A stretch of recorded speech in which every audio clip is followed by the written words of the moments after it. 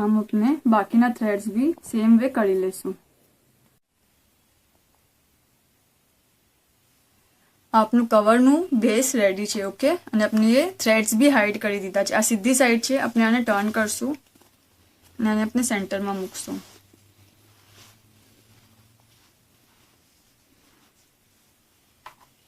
Okay, અને બેવે સાઈડથી આમ અંદર નાખી દેશું। ઓકે, અને હવે આપણે આને અંદર અહીંયા જે છે સાઈડ એ સ્ટિચ કરતા જોશું। સિંગલ ક્રોશેથી સ્ટાર્ટ કરશું, ધાગો અટેચ કરો,